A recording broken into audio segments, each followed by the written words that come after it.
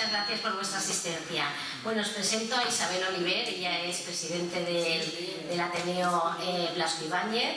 Ella es valenciana, es graduada en Derecho, en Criminología, escritora, biógrafa, crítica literaria, poeta y novelista. En fin, un parto bien aprovechado, como digo yo. Suele ser jurado habitual en diversos premios literarios y además es fundadora del movimiento Escritores pro Derechos Humanos. Entre sus múltiples méritos y reconocimientos está la Concha de Luz de los Valores de la Vida y el Arte en 2017, Pluma de Oro al Mérito Cultural en el 18, Premio Fénix Internacional del Siglo XXI en el 18, miembro del número y miembro de honor de la Academia Norteamericana de Literatura Moderna Internacional del 19, académica correspondiente de la Academia Internacional de Ciencia, Tecnología, Educación y Humanidades del 19, gran hermana de la Palabra Internacional Plumas y Tablas Arica, Chile, 2019. Académica asociada de la Academia Latinoamericana de Literatura Moderna y Sociedad Académica de Historiadores Iberoamericanos 21. En fin, la lista es impresionante. Es embajadora por la paz del Cercle Universel des Ambassadeurs de la Paix de Suisse, France. Y como humanista es invitada a impartir conferencias y como poeta ha obtenido varios premios. Ella es conferenciante y además es escritora. Nos va a hacer una charla sobre el derecho en la mujer y además luego estará acompañado de un barítono que es colega suyo que suele apoyarla en sus charlas. Os dejo con ella y al final, si tenéis cualquier duda, ella seguro que nos la aclara porque siempre hace unas charlas muy didácticas. Gracias, Isabel. Te dejo.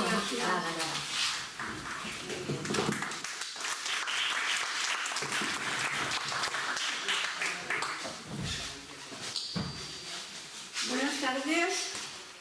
Muchas gracias a doña Pilar Ebro por su invitación a compartir con todos ustedes esta ponencia en el Día Internacional contra la Erradicación de la Violencia de Género. Para entender la violencia contra la mujer, hemos de remontarlos al inicio de la historia y así entenderemos por qué las mujeres hemos estado siempre apartadas de compartir la igualdad de pleno derecho con los hombres.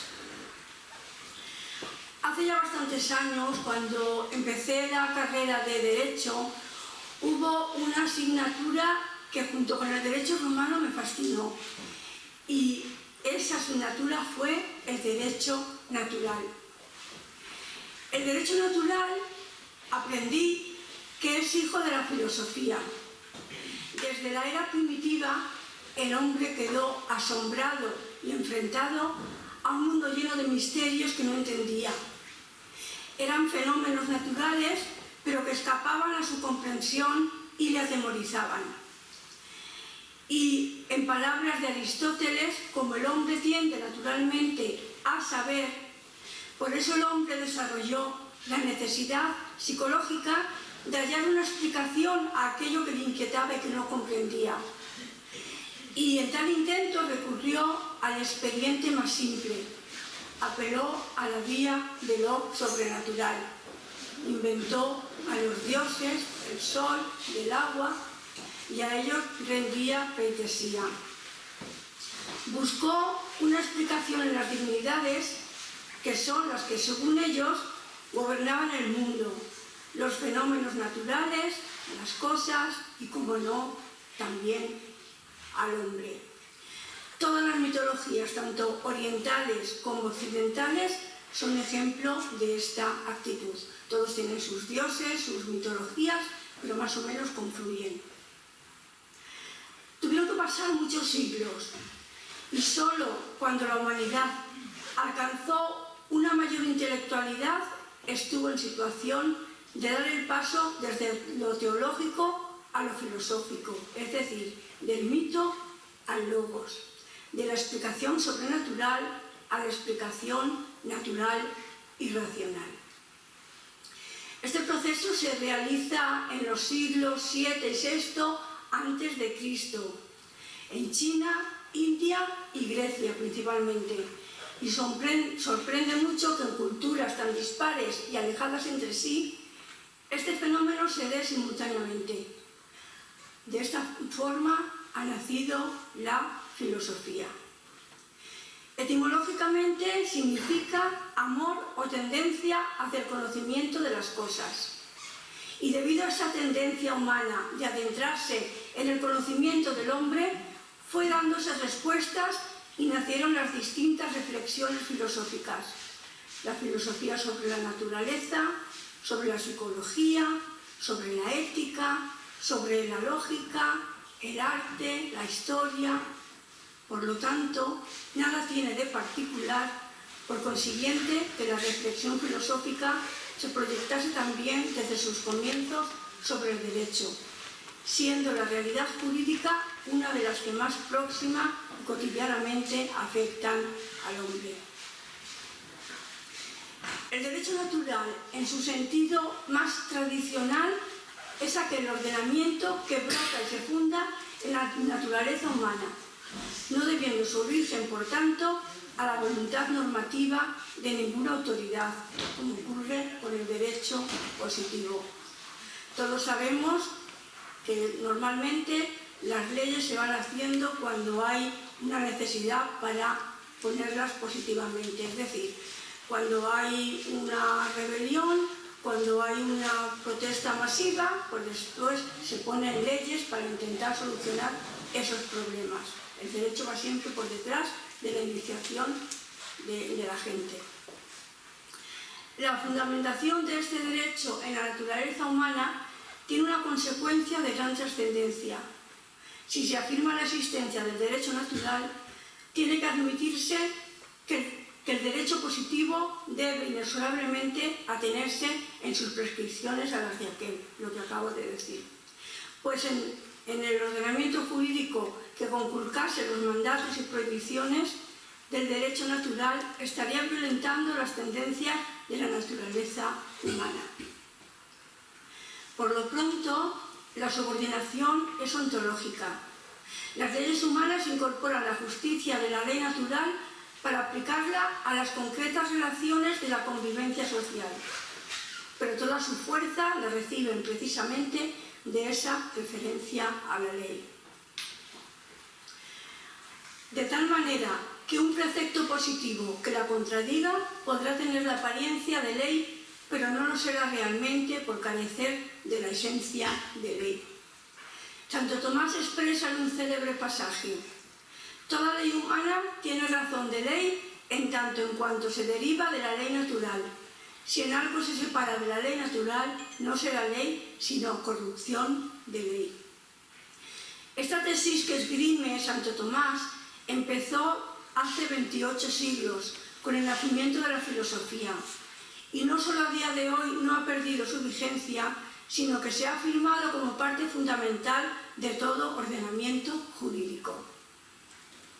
Los derechos humanos o derechos naturales de la persona alcanzan su momento de eclosión en las convulsiones de la Edad Moderna, las guerras religiosas con la Reforma y la Contrarreforma, la lucha en el terreno internacional que concluye con la Paz de Augsburgo en 1555, en la que los súbditos habrán de profesar la religión oficial, es decir, la del príncipe que gobernase el territorio donde ellos residan, es el detonante que hace saltar la chispa de la conquista de los derechos fundamentales y que tras varios intentos en Inglaterra por conseguir la universalización, son los ingleses los que dan el paso con que se inician las auténticas declaraciones de derechos.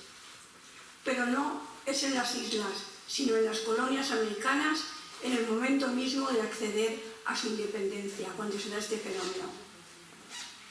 Aunque fueron varios los estados de la Unión que formularon declaraciones, la que mayor fama ha alcanzado es la de Virginia, Declaración de Derechos del Buen Pueblo de Virginia, que fue seguido pocos días después, el 4 de julio de 1776, por la Declaración de Independencia de los Estados Unidos. Los mismos vientos inspiradores que habían soplado en América llegaron a Francia, dando lugar en los momentos iniciales de la Revolución a la Declaración de los Derechos del Hombre y del Ciudadano, y que se incorporó después a modo de preámbulo a la Constitución de 1791.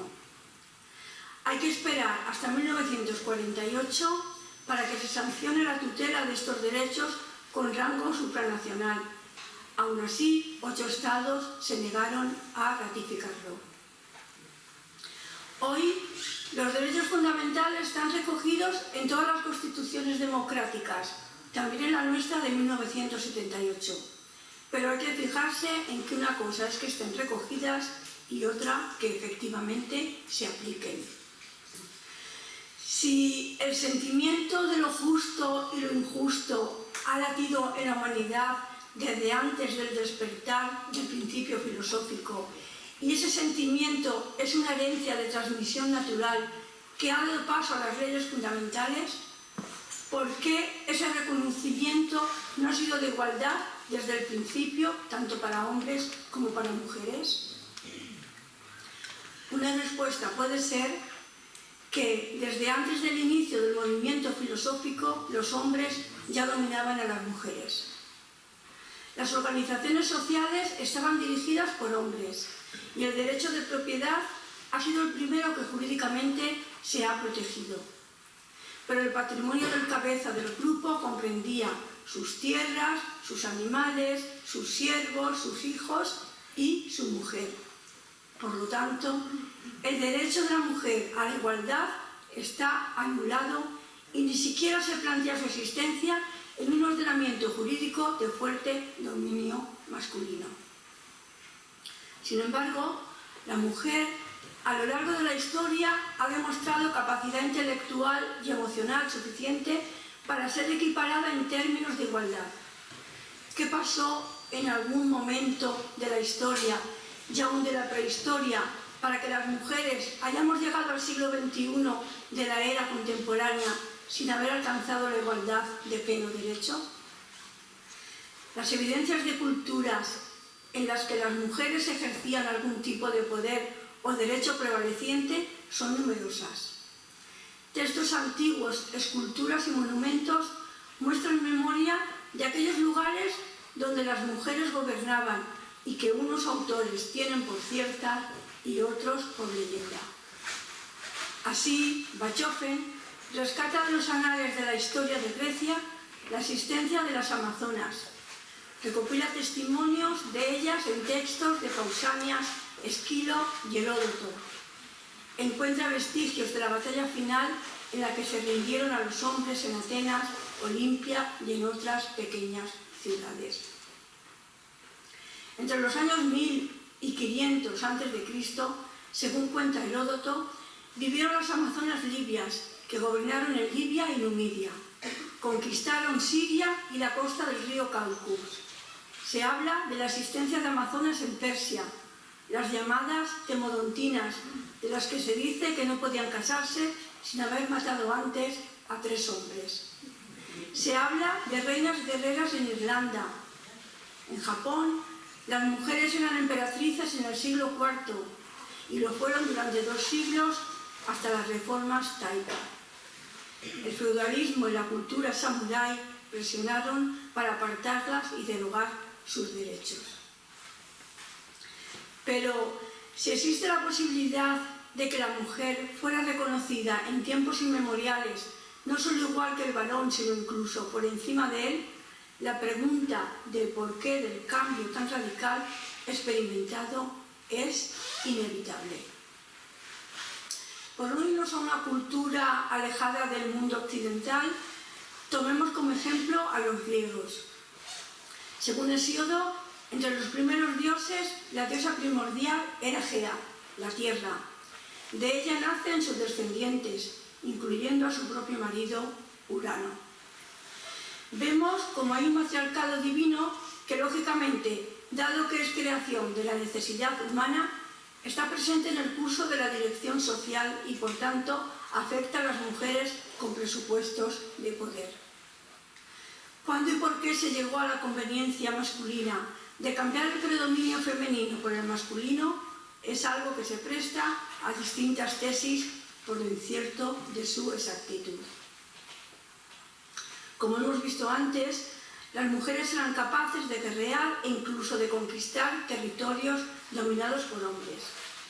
Quizá la pérdida de su poder empezara a ocurrir en la Edad del Bronce, por la necesidad de asentamiento de determinados poblados cerca de los yacimientos minerales para lograr su explotación y su posterior enriquecimiento, a lo que se opondrían los autóctonos del lugar, provocando, por medio de estas guerrillas y otras por la subsistencia, la necesidad de que las mujeres procrearan más, criaran y protegieran a los hijos para asegurar la continuidad del poblado. También en esta época comienzan las rutas comerciales. Por la misma razón recién apuntada, son los hombres los que en su mayoría emprenden largos viajes y con el nacimiento del comercio son los hombres los que proponen las leyes que les amparen en este menester, quedando las mujeres, como en tantas otras iniciativas legislativas, al margen de la realidad jurídica. Pero, puesto que la humanidad había seguido a lo largo de los siglos precedentes un fiel acatamiento divino, la respuesta a esta disociación también habría de ser sobrenatural, para asegurar así el sometimiento de la voluntad femenina por medio del temor a los dioses. Estudiando las leyes mitológicas griegas se llega a una respuesta de origen mítico religioso.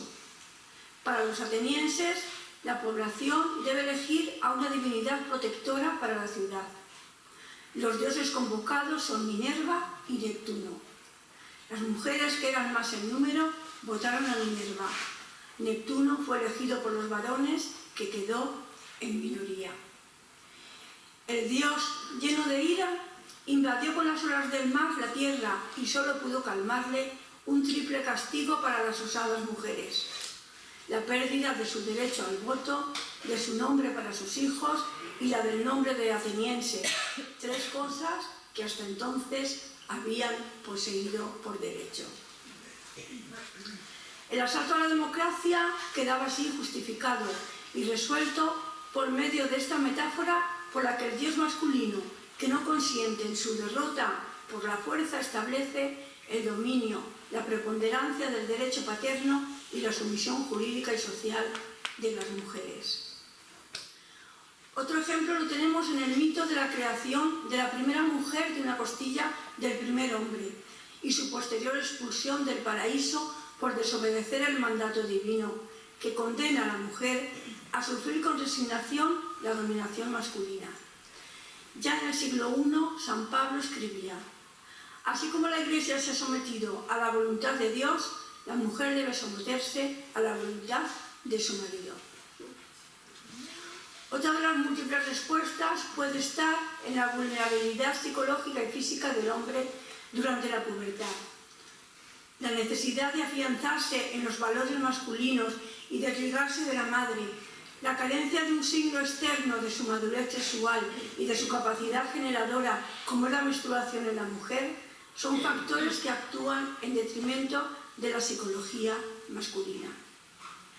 El hombre requiere inventar ritos sociales de carácter iniciático para atravesar la frontera del adolescente al adulto y de esta forma sentirse en igualdad de condiciones.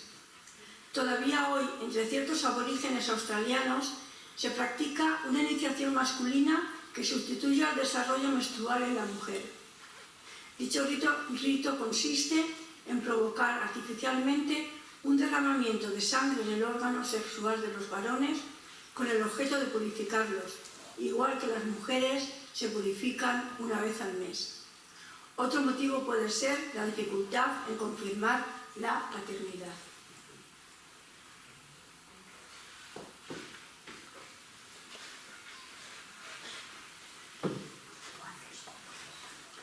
Estos factores se consideran causantes de un posible sentimiento inherente al hombre de envidia y temor hacia las mujeres. La necesidad de los hombres de controlar a las mujeres ha sido tal desde los tiempos antiguos que incluso han pretendido privarlas de uno de los pocos valores por los que se les tenía en cuenta, su capacidad para ser madres. Así, de nuevo, tomando como referencia la mitología griega, vemos como ya no es Gea la diosa predominante, sino Zeus, y vemos cómo es el elemento masculino el capaz de dar a luz al elemento femenino, ya que Atenea nace de la cabeza de Zeus. Venus Afrodita nació de la espuma del mar, que no era sino el esperma de Urano, que había sido castrado por su propio hijo, Cronos. En las Euménides, Esquilo afirma que la madre no es realmente la madre, sino la nodriza, la alimentadora del nuevo ser. Con la creación de las grandes religiones patriarcales, judía, cristiana y musulmana, la mujer ya no es una diosa madre, sino que se convierte en un ser inferior. Ha de ser fiel para asegurar así la legitimidad de los hijos y que éstos puedan recibir el patrimonio del padre. En el medievo se pensaba que durante el acto sexual el varón depositaba en el cuerpo de la mujer un homúnculo, un hombrecito pequeño con alma y todo, que se pasaba los 9 meses creciendo sin recibir de la madre aportación alguna que le vinculase a él. Vemos pues cómo su encierro, la restricción de sus responsabilidades y de su instrucción se convierten en la garantía de poder para el hombre. Tal es así que durante la dominación romana en Hispania, Estrabón cuenta cómo los cantabroi o los cántabros tienen la costumbre no civilizada de ser el hombre quien dote a la mujer, es decir, es el hombre el que aporta dotación material para hacer un buen matrimonio, es él el que deja la casa familiar para unirse a la de su esposa, son las mujeres las que heredan y las que se preocupan de casar a sus hermanos. Y cuenta Estrabón cómo se lleva a cabo un extraño rito que él considera casi salvaje, consistente en encamar al padre cuando una mujer da a luz y ser él quien recibe los cuidados que deberían estar destinados a la sirvienta. Yo en este rito veo cómo la sabiduría femenina es capaz de conciliar la función reproductora y la generadora de vida, resolviendo el conflicto de la paternidad de una forma simple y a la vez legitimizadora en una sociedad matrilineal. En los últimos 2 siglos, la mujer ha emprendido el camino de su autonomía, consiguiendo en los países más democráticos casi todo lo que se le había negado durante otros 18 siglos. Pero en la actualidad, la mujer aún está sometida al hombre en una gran parte del mundo. Persisten leyes que la consideran o la tratan como inferior. Sufre en mayor proporción que el hombre la pobreza extrema del planeta. Es sexualmente utilizada en los conflictos bélicos. Es sometida a castraciones genitales. Es limitada al nacer o durante su infancia. Su trabajo es poco o nada reconocido y está peor remunerado que el del hombre. Las mujeres que comprenden la mitad del planeta han visto cómo su condición en la sociedad ha sufrido una importante transformación. Tras su lucha de eterna reivindicación de equiparación, han pasado de ser absolutamente ignoradas, explotadas e incluso maltratadas por derecho y ley a conseguir una valoración equiparable a la del varón en las sociedades modernizadas. Pero el hecho de que la mujer haya obtenido legalmente en las sociedades democráticas una posición igualitaria a la del hombre no significa que la sociedad haya integrado totalmente esta idea. Es decir, el enunciado derechos del hombre se refiere exactamente a eso. Y la prueba la tenemos en que a finales del siglo XX, en 1993, la Conferencia Mundial de las Naciones Unidas para los Derechos Humanos, celebrada en Viena, expresa claramente que todos los derechos fundamentales del hombre se deben aplicar también a las mujeres. Y en diciembre de ese mismo año, la Asamblea General de la ONU aprueba una declaración sobre la eliminación de la violencia contra las mujeres. Si exceptuamos el último periodo republicano, también en España la mujer ha de esperar hasta 1975 para que el Código Civil español haga desaparecer la figura del marido como cabeza de familia, se elimine la licencia marital y se erradique la obediencia de la mujer al marido. Pero la Constitución de 1978, en su capítulo 2, artículo 14, donde por fin reconoce que los españoles son iguales ante la ley, sin que pueda prevalecer discriminación alguna por razón de nacimiento, raza, sexo, opinión o cualquier otra circunstancia personal o social.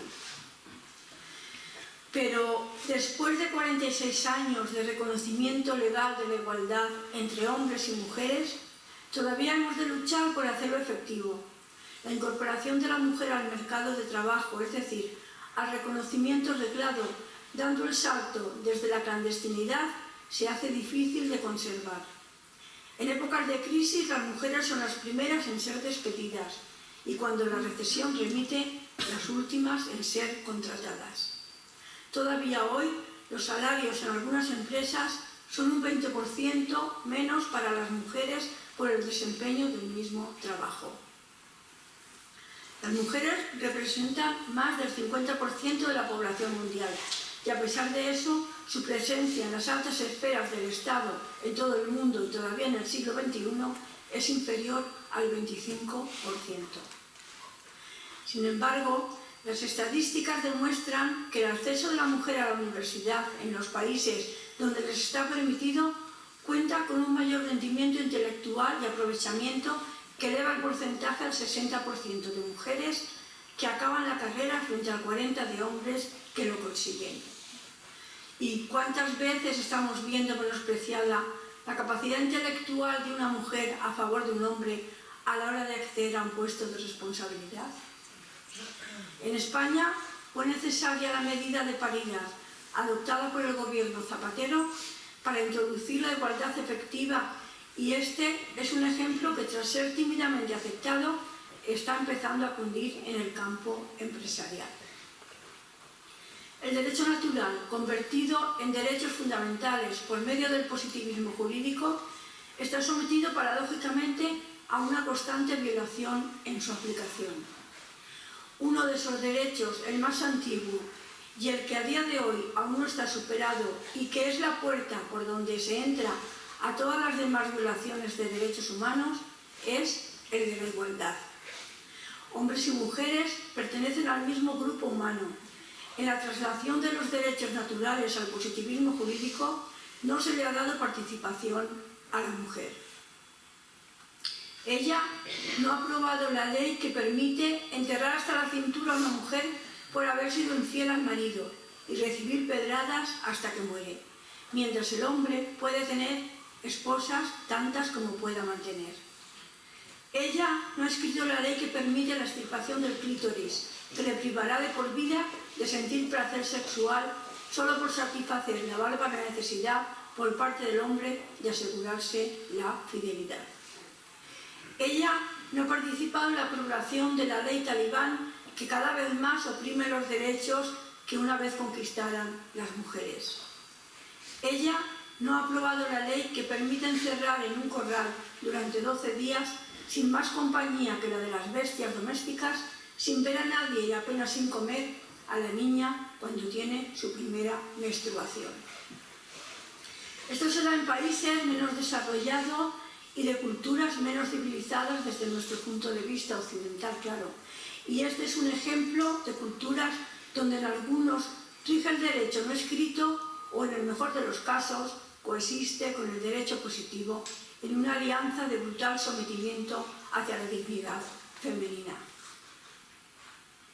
Pero en Occidente también tenemos nuestra violación de derechos, más suavizada, claro, por supuesto, ya que somos los abanderados de la civilización democrática. Pero, por ejemplo, en España, todos sabemos que nuestra Constitución tiene 7 padres, pero ¿cuántas madres? Ninguna. Y todavía está por resolverse la cuestión de la sucesión a la corona. Sin embargo, sí hay una ley no escrita que las mujeres de todo el mundo firman cuando se enfrentan con valentía ante el injusto sometimiento de su condición, y es la pena de muerte. 41 mujeres en 11 meses solo en España es una cifra aterradora, un tributo sobrecogedor que las mujeres están pagando por obtener el respeto a su dignidad. Hoy se celebra el Día Mundial de la Eliminación de la Violencia contra las Mujeres. Pero, ¿qué entendemos por maltrato o lo que es lo mismo, por violencia contra la mujer?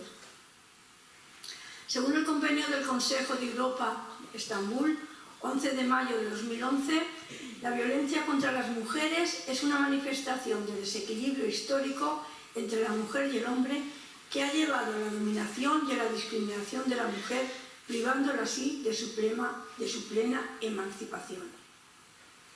Y este convenio reconoce que la violencia contra las mujeres está basada en el género y que se las mantiene en una posición de subordinación con respecto a los hombres. ¿Desequilibrio histórico entre la mujer y el hombre? Bueno, pues la verdad es que yo pienso que tanto nuestra constitución física de menor masa muscular, altura y peso que los hombres no nos favorecería a la hora de intentar luchar cuerpo a cuerpo con ellos, por lo que la mayoría de las veces acabaríamos sometidas por la fuerza a la voluntad masculina. La maternidad tampoco es un factor que a lo largo de la historia haya desarrollado el grado de justicia igualitaria entre sexos. Antiguamente la mujer estaba siempre encinta. Debía traer hijos al mundo para aumentar el patrimonio del cabeza de familia y asegurar que éste tendría herederos. Pensemos en la necesidad de brazos para labrar, cuidar del ganado, comerciar, guerrear y aumentar la riqueza patrimonial. Las leyes, como he dicho antes, siempre han estado hechas por hombres y para cubrir sus necesidades, y a las mujeres nunca se les pidió opinión para participar en su elaboración. Es más, se nos tenía por inferiores mentales con respecto al varón. Por eso nunca se nos reconoció una situación de verdadera o fingida paridad con él. La mujer, como parte del patrimonio del paterfamilias, era tratada casi como un objeto. Se le concertaban matrimonios de conveniencia, se le negaba la libre administración de sus bienes, que eran tutelados primero por el padre y después por el marido. No podía vender ni adquirir patrimonio, ni siquiera jugar sin el permiso del tutor, y su función en la sociedad estaba destinada a complacer con su misión al hombre destinado para ella y a darle muchos hijos. Tanto es así que la mujer estéril era repudiada. Pero sigamos con los aspectos jurídicos. La Carta de Derechos Humanos, de la que el 10 de diciembre se cumplen 76 años, fue elaborada por representantes de todas las regiones del mundo con diferentes antecedentes jurídicos y culturales. La declaración fue proclamada por la Asamblea General de las Naciones Unidas en París el 10 de diciembre de 1948 en su resolución 217A-3, un ideal común para todos los pueblos y naciones. La declaración establece por primera vez los derechos humanos fundamentales que deben protegerse en el mundo entero y ha sido traducida a más de 500 idiomas. Su artículo primero dice así: todos los seres humanos nacen libres e iguales en dignidad y derechos, y dotados como están de razón y conciencia, deben comportarse fraternalmente los unos con los otros. A pesar de los avances en la brecha de género en pleno siglo XXI, sigue siendo necesario un día como el 25 de noviembre para luchar contra la eliminación de la violencia contra la mujer en sus distintas formas. En lo que va de año, ya lo he dicho antes, 41 mujeres han sido asesinadas en España por sus parejas o exparejas, y el Ministerio del Interior anuncia que el 55% de ellas nunca habían presentado denuncia. ¿Por qué ocurre esto? La mujer se ve desprotegida a la hora de hacer frente ella sola a las necesidades económicas de su familia si se separa.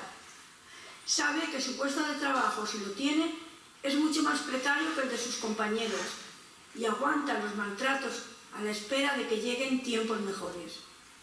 Pero lo principal es el miedo a que su maltratador tome represalias contra ella y el problema acabe agravándose más. Y así se va conformando y cae en el trauma de la indefensión aprendida, es decir, va acostumbrándose a esa situación a fuerza de justificar la conducta agresiva y acaba sometiéndose a ella al pensar que su situación no tiene remedio.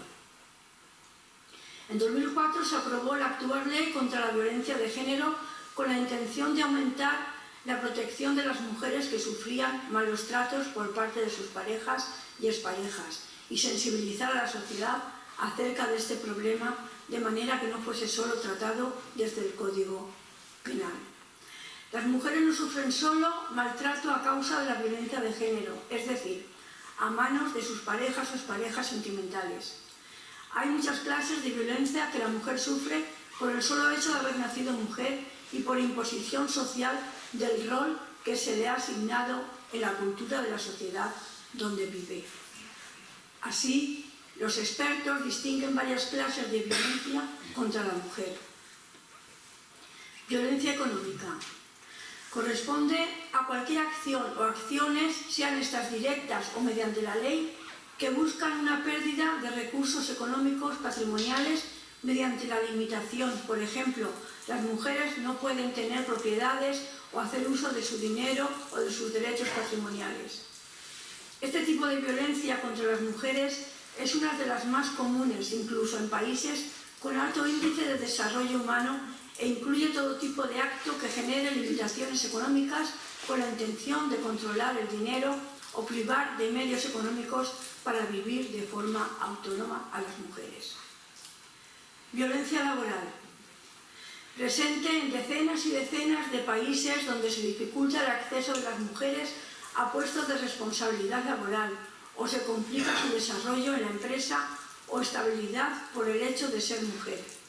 Este tipo de discriminación constituye uno de los más comunes y algunos ejemplos son el no cumplimiento de igual salario para hombres y mujeres en puestos idénticos o los despidos y no contratación a causa de posibles embarazos.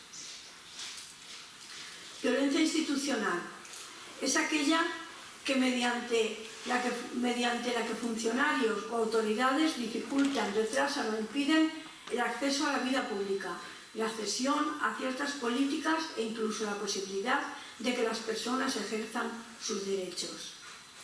Violencia psicológica.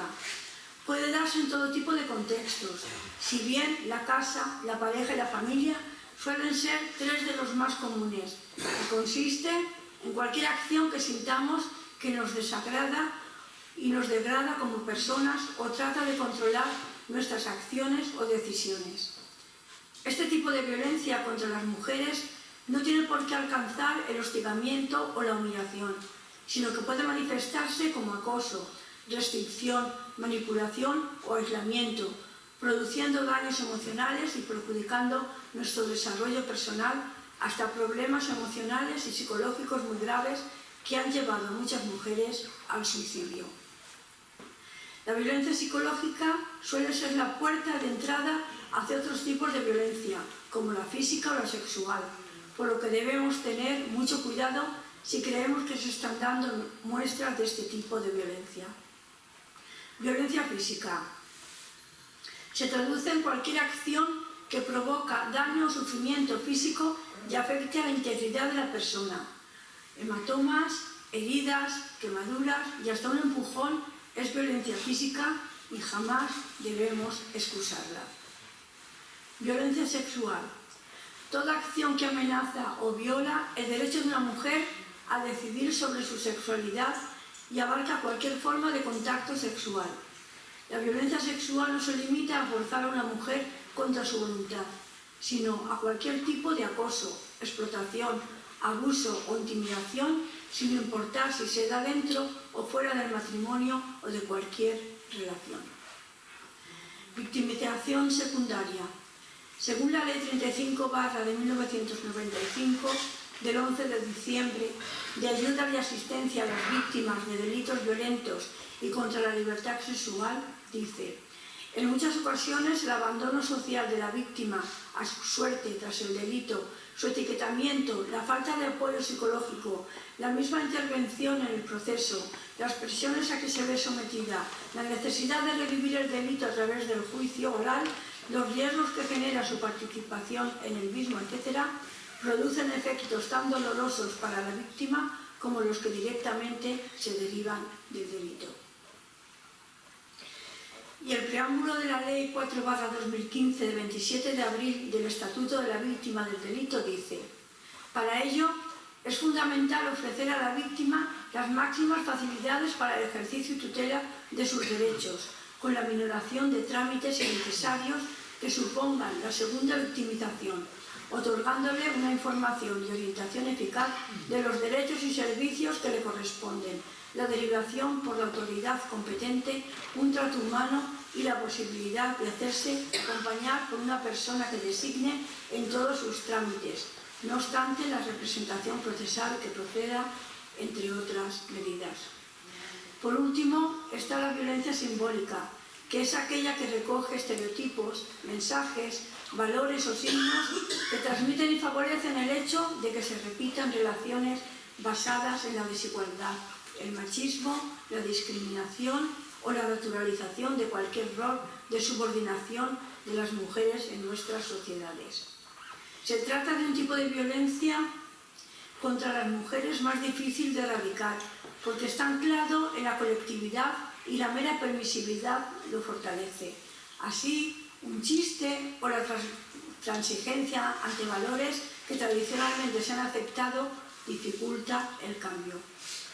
Por todo lo expuesto, se hace necesario que todos los días del año sean el día de la erradicación contra la violencia machista.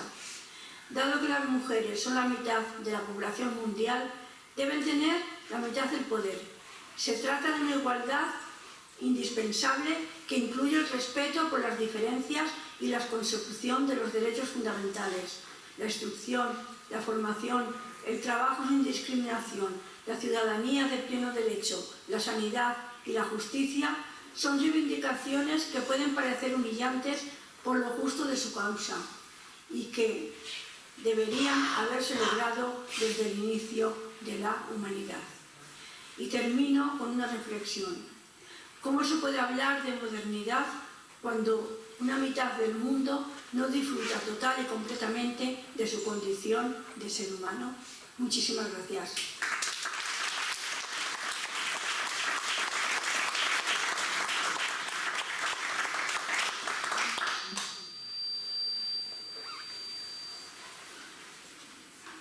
Si hay alguna pregunta y si no, pues pasamos a presentar a Miguel. Bueno, pues les presento a mi compañero Miguel. Nosotros somos el Ateneo Blas Ibáñez del Movimiento de Escritores por Derechos Humanos. Tenemos nuestra sede en el Ateneo Marítimo, todos los jueves estamos ahí. Y entre nuestras filas, entre nuestros compañeros, somos 160 socios, pues tenemos a grandes artistas. Entre ellos está Miguel, que es un barítono bajo, es de lo más extraordinario que hay, porque según nos ha dicho, es muy alto, pero lo que él canta como barítono bajo es algo muy difícil de conseguir. No hay muchos barítonos bajos. Él es profesor jubilado, da clases también en la Universidad Popular, en la Naural también, y bueno, y vamos a terminar con él cuando quiera. Por favor, terminad conmigo, ¿no? Es un gran showman, ya verán ustedes que cuenta unos chistes muy graciosos, además canta muy bien. Pues nada, cuando quieras, Miguel. Vale. En ese tiempo piensen ahora. Se llama La canción del gitano. ¿Sí? Hoy en día no encontrarás en ningún rótulo la palabra, cualquier referencia a la raza. Canción del gitano. Pero es que luego lo que trata es de un hombre que ha matado a su mujer y que lo llevan a la cárcel. O sea, que está completo. Pero claro, cuando esto se saca, no se saca con la intención de hacer propaganda de, sino de agradar. Es decir, de que vean, uy, mira, un hombre desgraciado que resulta que ha vivido una experiencia muy desgraciada, su mujer.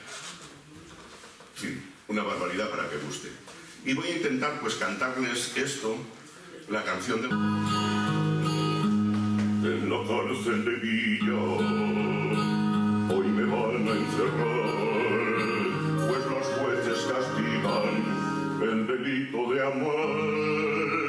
ella fue mi tormento, ella fue mi pasión, pero un día la ingrata de mi amor se rió. Cuando lejos de ella estaba, ay de mí, en mi borriquillo tordo, hacia su reja marchaba, ay de mí, y alegre cantaba así. Borrico, corre ligero, anda y no mires atrás, lo que importa es el camino que falta para llegar.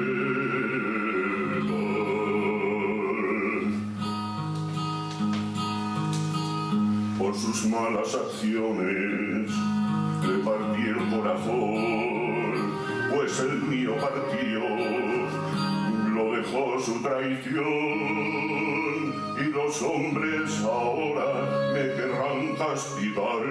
¿Qué me importa el castigo si no la he de ver más? Cuando lejos de ella estaba, ay de mí, con mi porquillo tordo, hacia su reja marchaba, ay de mí, y triste yo canto así. Morrito, no ande ligero, no tenga prisa en llegar, lo que importa es el camino que nos dejamos a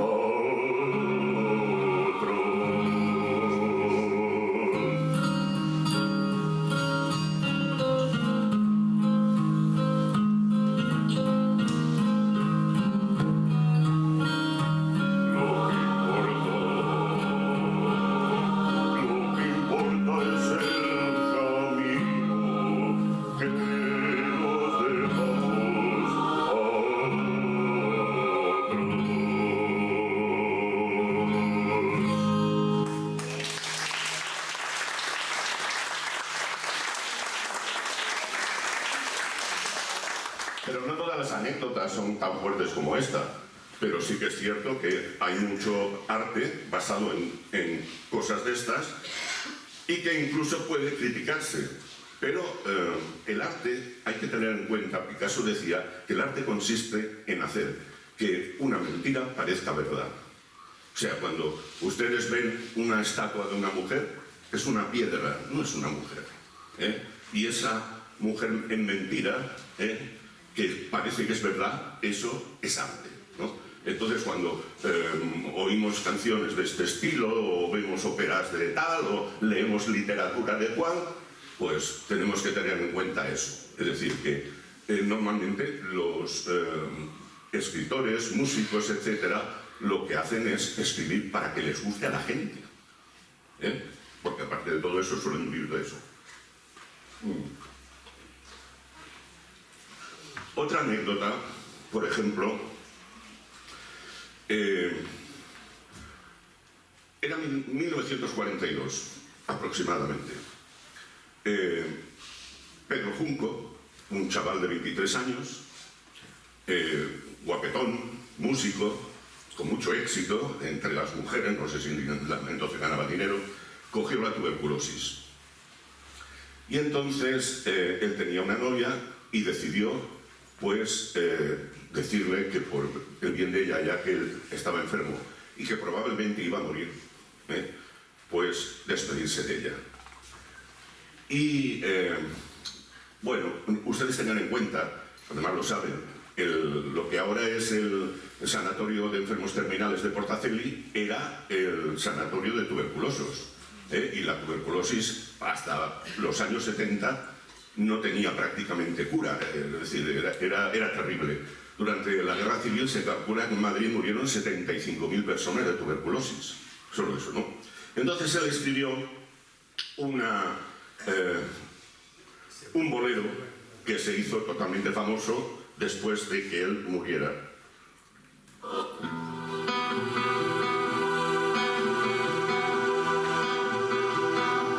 Atiéndeme, quiero decirte algo que quizá no esperes, doloroso tal vez. Escúchame,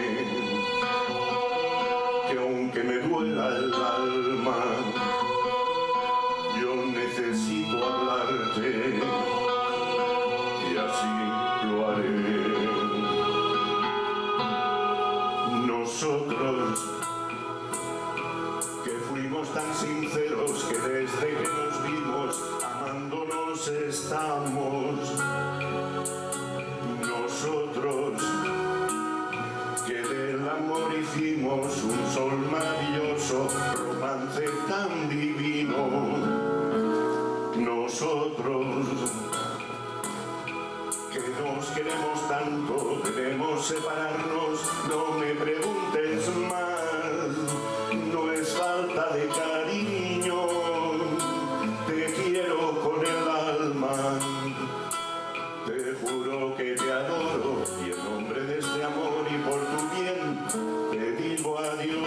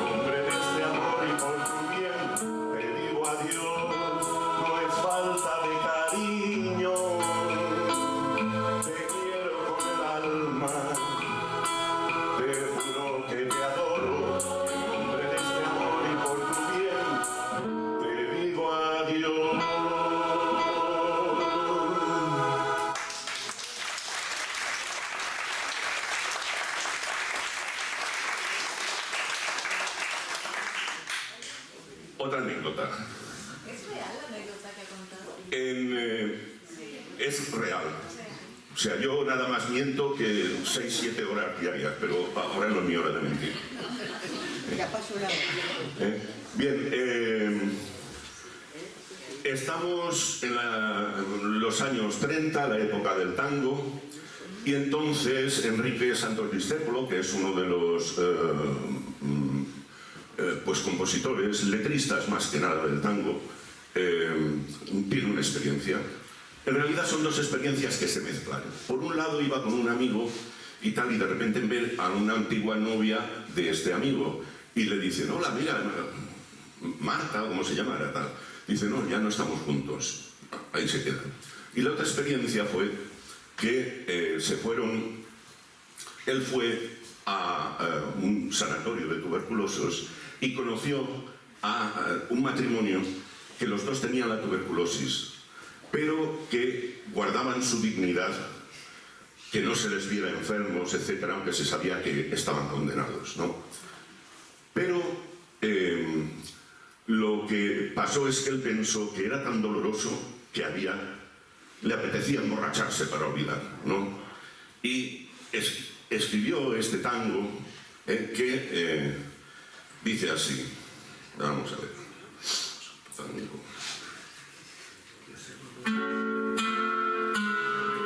Sola, faneide cangallada, la dieta madrugada, salir del cabaret, flaca, 3/4 de cogote y una percha en el escote, bajo la nuez, sueca, vestida de bebeta, tenida y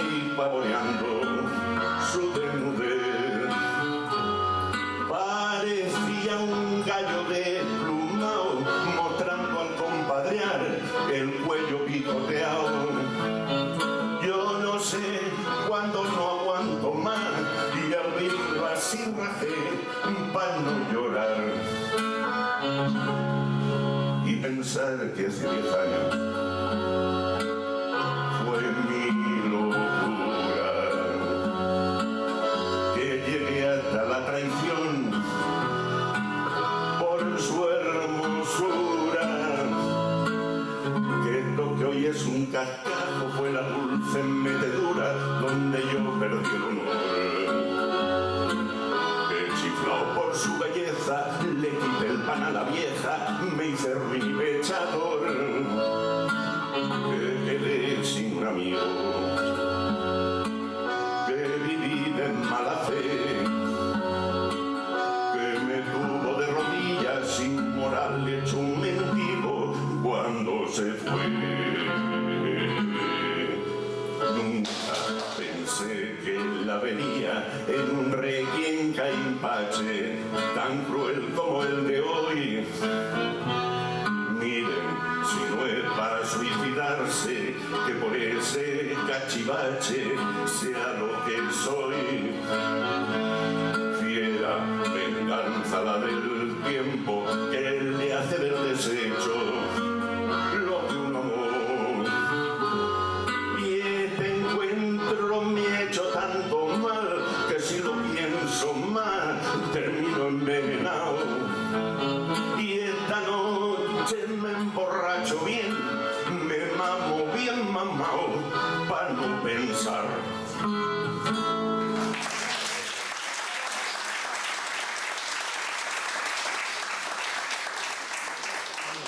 Bueno, esta no tenía pensado cantarla. Con esto tú ya me dirás cuándo termino, ¿eh? Yo la jefa, ella sabrá el tiempo de que disponemos. Pues creo que ahora está en otra cosa.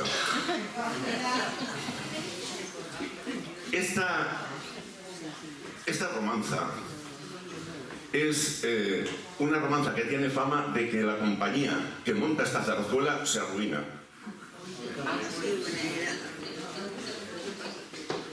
La música es del maestro Chapí y se llama La Tempestad. Es una fantasía. Yo he cogido, bueno, toda la música que están oyendo la hago yo, desde la primera a la última nota. Naturalmente las canciones no son mías, pero es una manera de distraerme. Entonces yo a esto le he puesto lluvia, truenos, en fin, cosas que normalmente... ¿Qué tal? A ver dónde está esto que no se mueve. Y... está al revés. Vale, pues entonces se llama La lluvia ha cesado. A ver, he hecho... La lluvia ha cesado.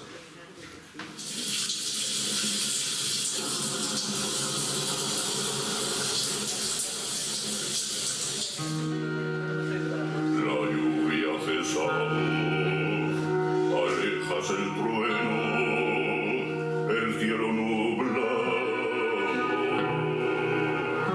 se torna sereno. Pasó la tormenta, la mar está en calma, porque tan violenta se agita mi alma. ¿Por qué?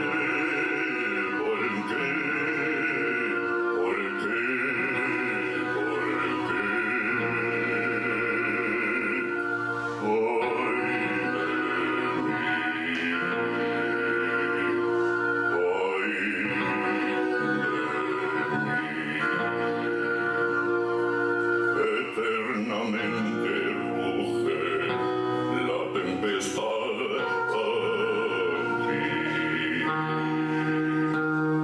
La luz de los relámpagos que rápida fulgura con resplandor fatídico me llena de pavura y escucho de la víctima los ayes exhalar del aire entre las ráfagas que gimen al pasar. Hirviente se alza indómito el mar embravecido, suspenso deja el ánimo su aterrador mugido y el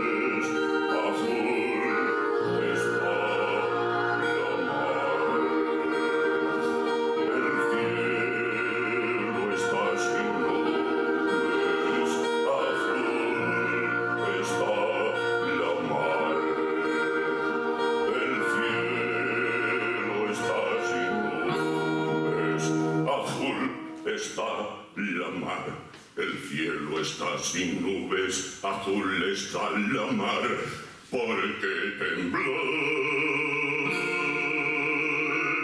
Porque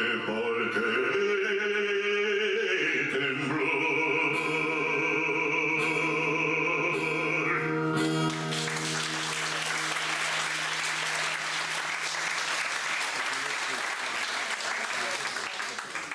Bueno, pues... y esta también... Bueno, verán, no sé si se ha entendido por lo que he dicho, pero en realidad se trata de que este ha matado a alguien y le remuerde la conciencia y que tiene miedo de la justicia de Dios, ¿no? Bueno, pues por último, si les parece, les voy... ya veis, otra vez de zarzuela. Va, una de Nino Bravo. Venga. A ver, vamos a ver.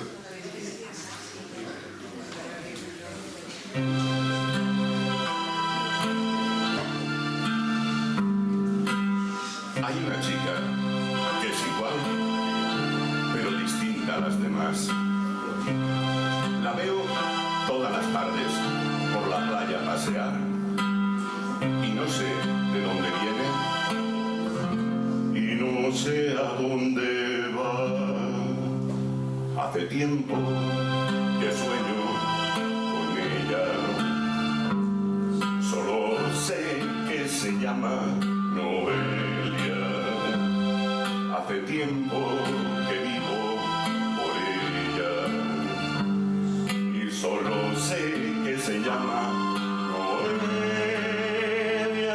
Noelia, Noelia, Noelia, Noelia, Noelia.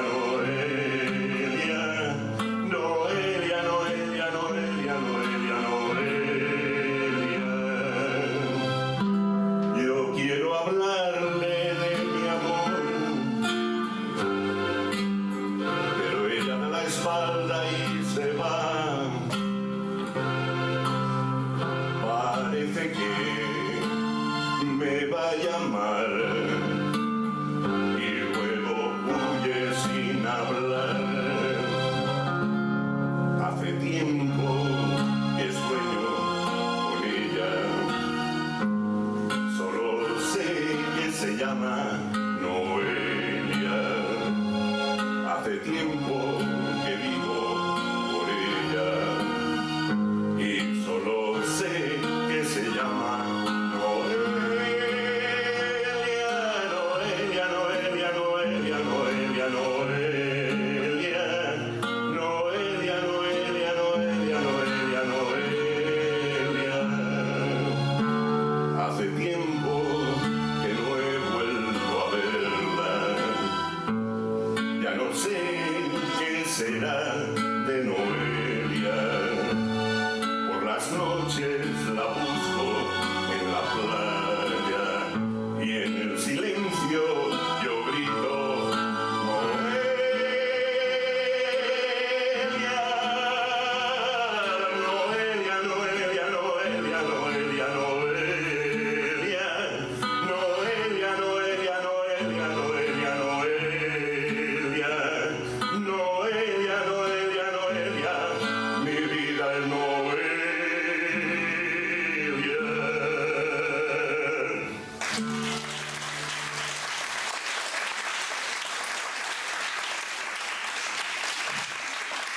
Y con eso y un bizcocho.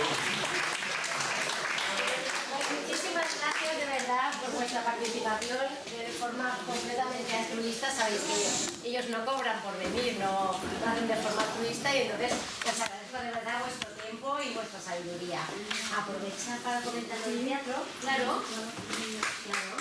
Bueno, pues muchísimas gracias. Esto lo has quitado ya y lo has quitado ya. Lo has quitado en el que oye.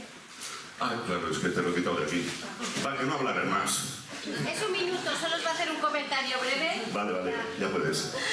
Muchísimas gracias a Pilar, que también nos acoge siempre que venimos aquí. Gracias a ustedes por haber estado con nosotros. Es un público maravilloso y estupendo. Y yo quería comentarles dos cosas. Nosotros tenemos un grupo de teatro, ensayamos teatro todos los viernes en el Ateneo Marítimo de 6 a 8. y estamos ensayando la obra de don Juan Tenorio, pero no se asusten porque es una obra leída. Tenemos movimiento escénico, pero quien se sabe el papel lo dice de cabeza y quien no, pues lo va leyendo. Entonces lo que queremos hacer es que por cada personaje tengamos 2 actores, porque como nos vamos haciendo todos mayores, pues siempre hay uno que se ha tenido que ir al médico, otro tiene nietos, otro no puede, y total, que no estamos nunca todos a la hora de ensayar. Entonces, los de ustedes que se atrevan, no es nada difícil que se atrevan, pues vengan, estamos los viernes de 6 a 8 y veremos a ver en qué personaje se adecúan mejor y van haciéndolo con nosotros. Eso no quiere decir que tengan que esperar a que alguna persona titular se ponga enferma para practicar, ¿no? Porque nosotros luego el teatro lo hacemos por varios lugares y unas veces participaríamos uno y otras veces otro. Eso es esta cosa.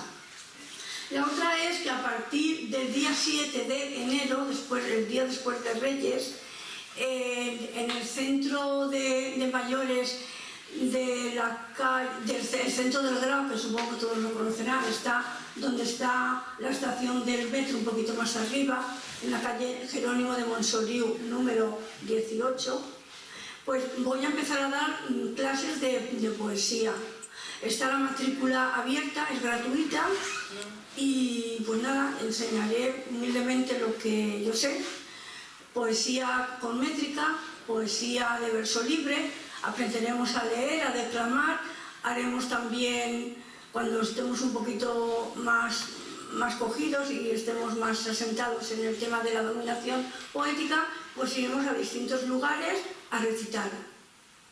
Y en fin, si quieren, pues Pilar tiene los letreritos que se los he pasado, se los hará llevar a ustedes y la matrícula ya está abierta.